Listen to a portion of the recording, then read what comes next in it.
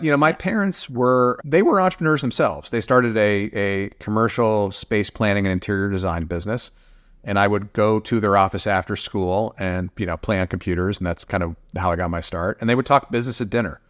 So I got to see that it was okay to be passionate about building things, and building things didn't just include, products like tables or design plans, but the business itself is something you could build.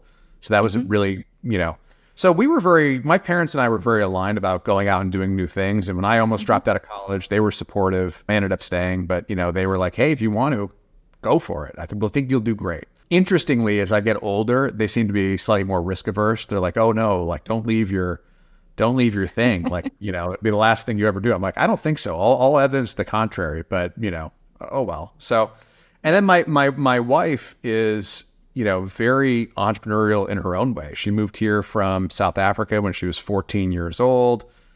She, became a professional dancer with like no network here, and kind of, really made a nice go of it, and has then switched into technology herself, now into writing.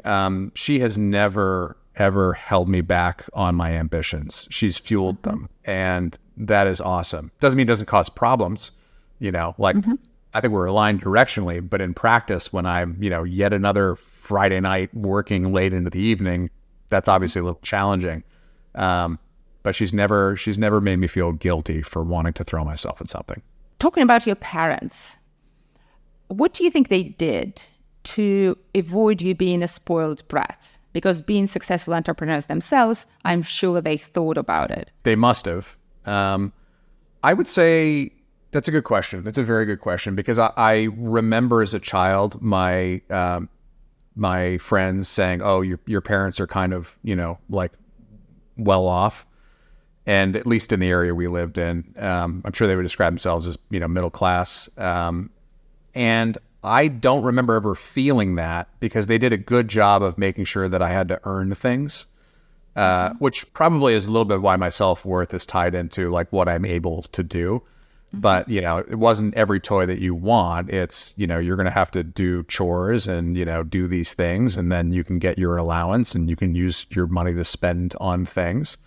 So there was a lot of holding me to agency and not just handing me things, which was great. What they did never shy away from handing me was better education. So if I wanted a book, I would get the book. When I begged to go to summer school, which is a weird thing to say, they paid for me to go to summer school. When I begged to go to a better high school than the one I was in, they coughed up not unsubstantial dollars, that I'm sure was financially straining for them, and including college as well.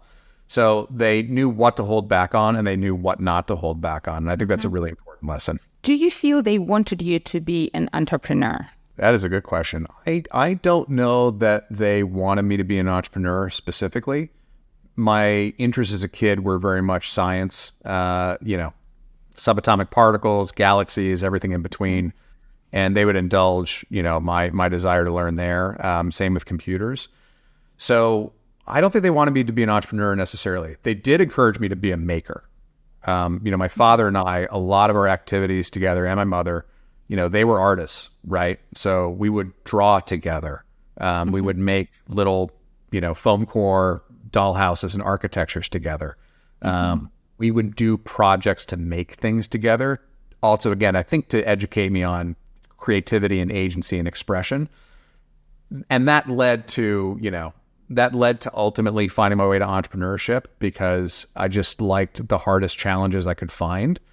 And there's a lot of very hard intellectual challenges, but like even harder to coordinate technology and people and market. Like for whatever reason, I got obsessed with that, mid-college and just never looked